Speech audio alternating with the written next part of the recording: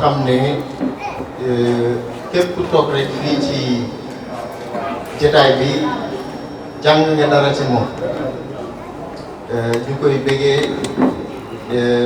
di ñaan yàlla may ko wér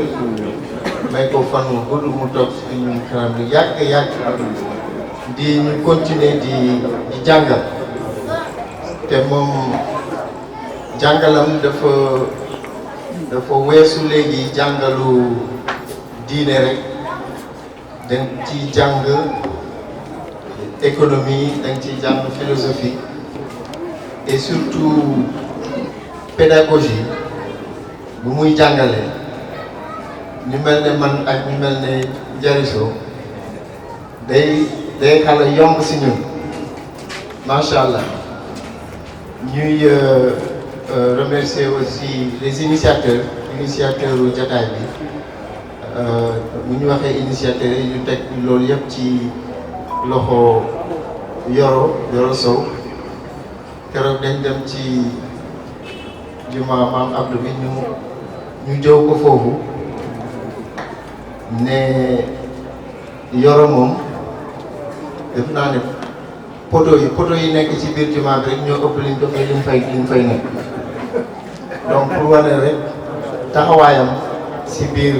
juma ji ñu nuyu ñëpp ñu fi teewee pour aller vite rek ci xuus ci thème bi Yoro daf ko tënk ci ñaari thème mais xam naa dañuy xuus ci benn bi rek parce que dafa ne ñu am occasion waxtaan ci suñu programme waxtaan ci politique et société ma bëgg rek peut-être ñu xuus rek ci politique et société bi rek may woon ñëpp rek di leen invité suba incha allah si Perron foofu dinañu waxtaan si mbiru programme mais ñaar yi dañoo ànd lii yore programme fondement bi mooy société fondement bi mooy politique donc il faut ñu waxtaanee loolu tey balaa ñu dem ci programme bi nag xëy na ñu gis ko. Alors pourquoi il est important ñu wax ci société wax ci politique parce que à la base fondement wu lépp organisation boo gis tout part de la société ngay jógee c'est les sociétés qui s'organisent dem état politique yore ko donc société mooy décider joxe kàddu joxe pouvoir état muy dawal politique ñaar yi nag dañoo am li tubaab di wax dialectique politique ak société politique ak état dialectique boobu buñ ko doon misaal buñ ko doon wax ci olof xëy na dinañu wax ne daal dañu duggante boo xam ne ku nekk day toppatoo sa keneen mais à la base société mooy lépp mais lu tax mu am importance ñu xool programme yi ñuy dawal ñu bëgg a dawal ci commune bi ak programme mu état sax lu mel ne PSE lu mel ne démocratie à la base bu ñu dialectique boobu bu fonctionné wu day am jafe-jafe te gëm naa ne yi jamono yi ñuy dund ñun Afrique ñuy dund Sénégal il est important ñuy waxtaan thème yi may dellu si waat rek di remercier Assane parce que am na lu mu wax ci xat-xatu ajuma ji ci xat-xat bi ñu fekk ci temps wu élection ñu ñëw tey di waxtaanee loo xam ne du mbiru politique ñu bàyyi élection yi fële bàyyi yeneen yëpp di waxtaan loolu dañ koy sant yàlla. am na pays yu bëri amuñu lii ñu am donc Sénégal bu ñu amee bay toog di waxtaan di philosopher di sottante xalaat dañuy sant yàlla loolu nag dafa am lu ñu fi jiw moo tax ba ñuy yegg si fii li ñuy jéem a tabax Sénégal ci politique société jox pouvoir état di ko bëgg doxal ñu nga jël PSE plan Sénégal émergent mu basé wu nag sur des modèles yi nga xam ne xëy na boo ko xoolee mën nañu poser la question est-ce que modèle yooyu ñuy dox dëppoo na ak suñu société parce que ñun ñii di wax ñu ci bëri ñu nekk ci état bi ci lu ñu jàng dañu jàng sur des modèles yoo xam ne xëy na c'est basé aussi sur des réalités sociétales yu xaw a wutee ak suñu société may jël rek benn exemple dans les sociétés occidentales dafa am lu ñuy concept bu ñuy wootee rationalité parce que société tamit ay nit ñoo ko composé c'est l'individu c'est les individus ñooy dajaloo nekk société mais conceptu rationalité moo ñuy mooy topp société yooyu ba modèles yi ñuy construire les modèles démocratiques ak les modèles yu mel ne PSE li nga xam ne nag moo fondé société yi mën na wuute boo xam ne bu ñu demul à la base ba discuter ko comme ni ñu koy discuter tey day indi ay gàllankoor yoo xam ne ñu ngi koy gis je vais m'expliquer. Dans les sociétés occidentales concept de base bi c'est la rationalité de l'individu. Un individu dañuy def un individu doit être rationnel mooy lan ñu demee di jàng ñi jàng université dañ leen di jàngal maximisation d'une fonction d'utilité maanaam dañuy wax ñoom seen société nit lépp lu muy def ci àdduna toujours ci xelam day def un calcul coût avantage maanaam day ne lii su ma ko defee lii la may coûter lii la may indil lii lay jar lii la may indil bu fekkee ne li mu jar ëpp na li may indil duma ko def su ma jëlee décision ne damay seeti Mbaye Ndoye ma calculer ne mais Mbaye Ndoye bu ma ko seetee lan la may indil waaye lan la may indil boobu ci koom-koom la ci koom-koom wala ci sama dund wala ci sama kër wala ci sama liggéey wala lool bu fekkee ne bu ma demee seeti Mbaye Ndoye du ma indil dara ci koom-koom ak yooyu su ma jógee ma xam ne man lii du ma indil dara ma dem seeti ko Mbaye Ndoye je suis pas rationnel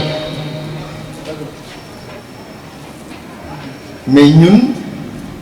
bu ñu xoolee suñu société est-ce que ñun noonu la ñuy defee amaan na ne ñun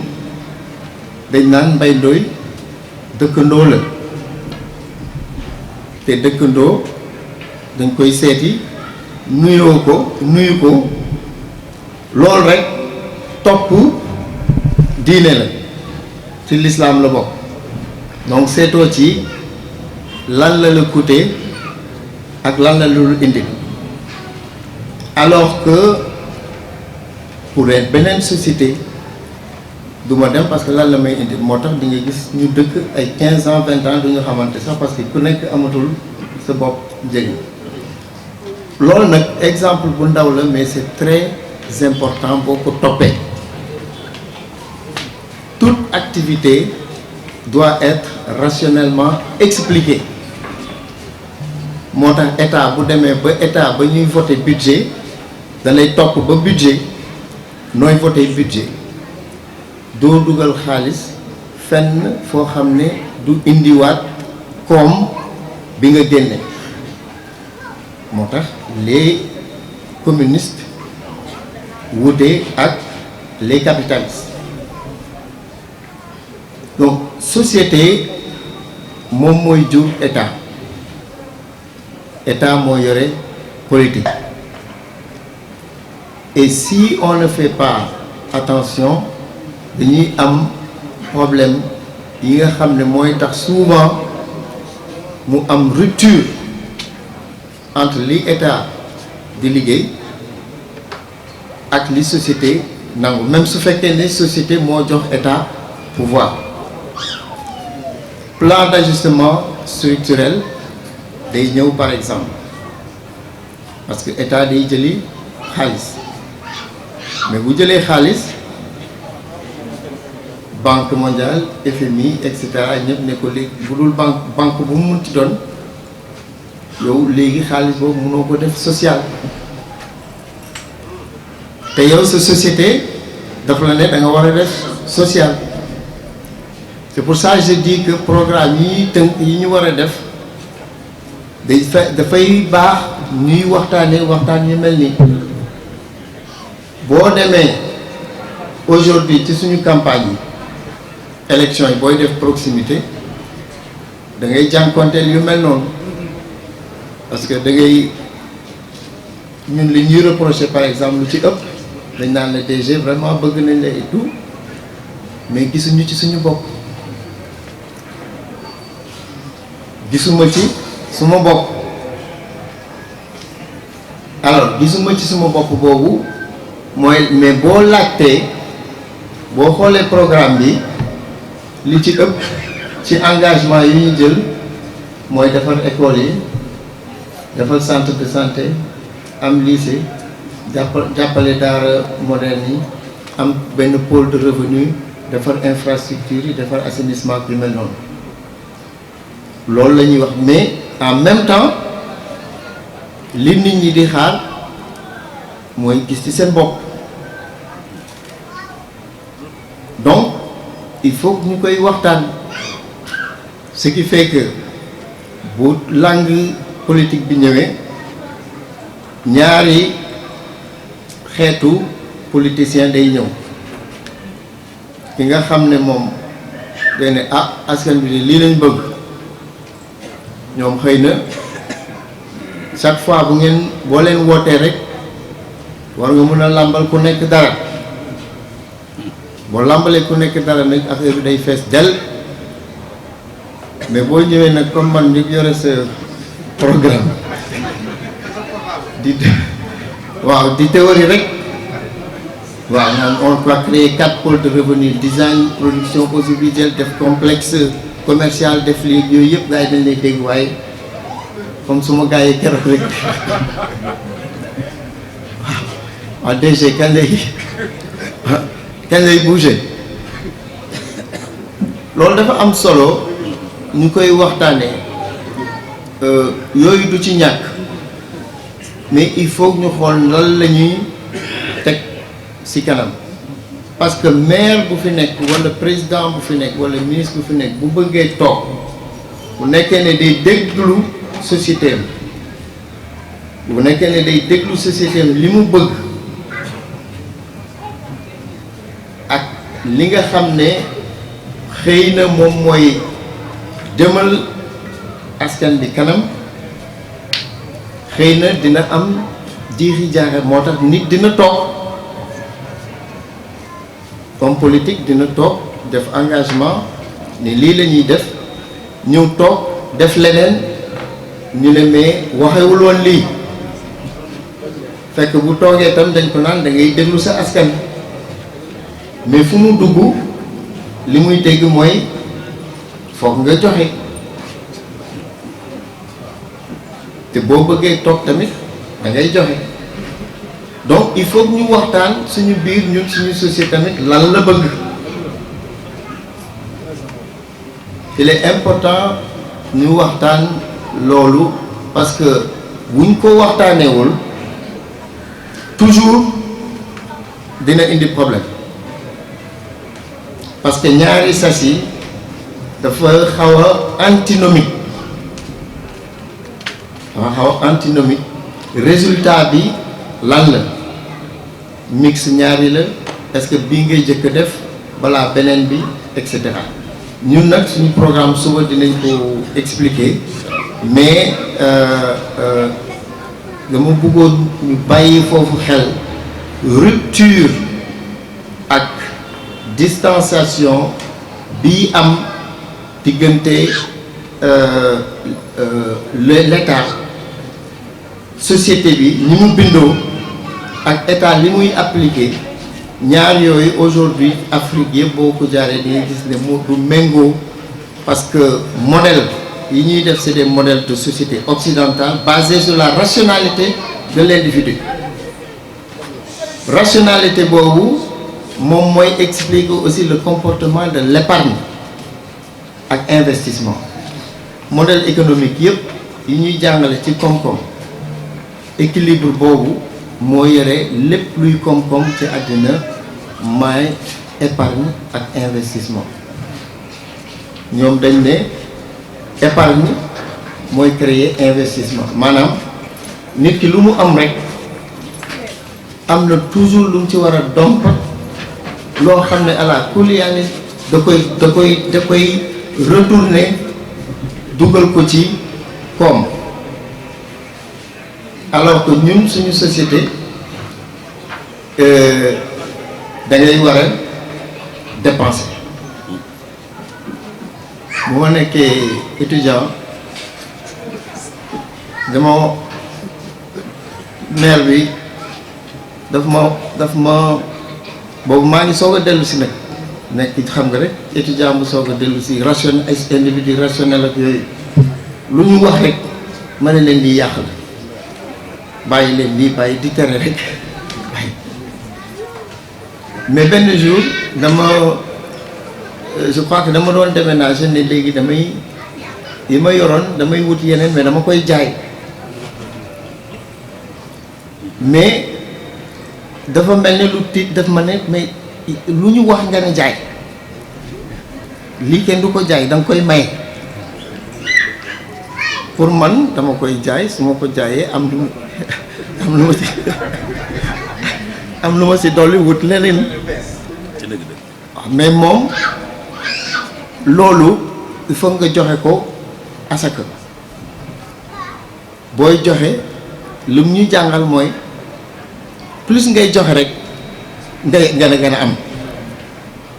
alors que li ma jàng ci école bi mooy loo gën a bañ a joxe rek di gën a am te modèle yi ñuy appliquer yépp yi état di ay PS ak yooyu yëpp ci la basé mais suñu société basé wul noonu donc loolu lii il faut ñu koy waxtaanee ñu xam ne nag il faut ñun am nañu problème il faut ñu koy waxtaanee moo tax suba tam il faut ñu waxtaanee ko pour que ñu xam ne programme bi tamit budget wu mairie 900 millions la ñuy voté. waaye bu ñuy recouvrer 450 yooyu dañuy recouvrer nga war ci def lépp social bi ak yooyu yëpp moo tax il faut ñuy expliquer nit ñi yu mel nii pour que attentes yi li ñuy xaar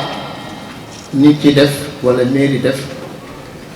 dañuy ci njëlbeen dañuy xam ne 950 yooyu buñ ko voté mooy que ni lii mi ngi fi lii mën nañ ko am mais bu fekkee ni nii gars yi ñëwuñu géew du noonu foog ngay damay tricher tuuti oustaz parce que xam nga moom loolu lay jàngale da koy wax comme ça boo yi nekk fii mën ko comprendre foog ñu ñëw géew bu ñu ñëwee géew nag comme ça yooyu ñu mën ko gérer mais boo ñëwul géew après waaw du mën dem donc c'est important mën nañu transformer société bi mën nañu def ay infrastructures mais il faut dialectique boobu il faut que état société dëppoo ak modèle yi nga xam ne moom la ñuy togg ci kaw li ñuy def ci kaw il faut mu méngoo ni ñuy xalaatee ci suuf mais aujourd'hui soo ma laajee lan moo gën a nekk problème mu Sénégal mooy li ñuy xalaatee ci suuf ak ni ñuy toggee ci kaw àndul bokkul et ça c'est un problème parce que individu rationnel la ñuy ci kaw li ñuy togg yépp mooy ñun ñi ñëpp individu rationnel lañu ku nekk dafay épargner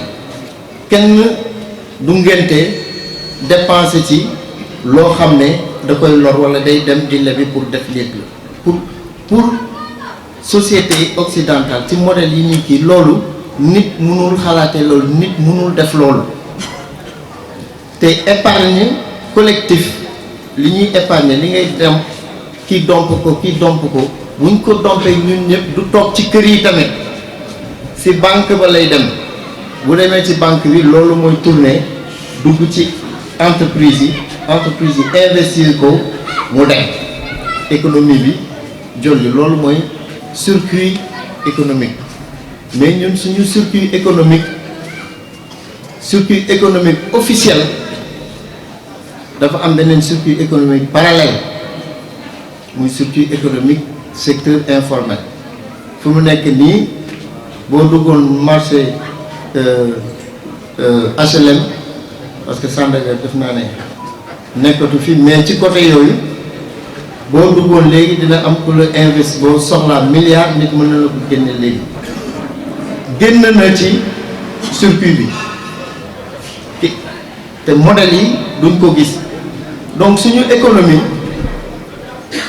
économie day réer moo tax du tourner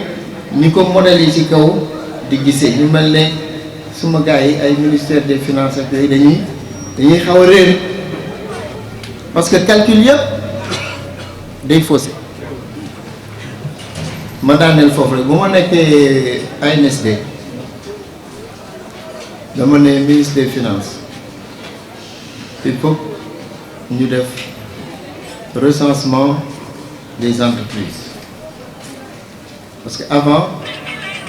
ñëpp xam nañu recensement population ñu compter nit ñi compter goxaan ñaata jigéen ñaata xale ba xam jàngoro yeeg yooyu Sénégal dafa xam population te mais loolu ñu mel ne FINAC dañ ci xarañ ba nga xam ne dañ la koy imposer 10 ans yu nekk war nga def recensement sa population ñu xarañ ci loolu nag te loolu indil ñu aussi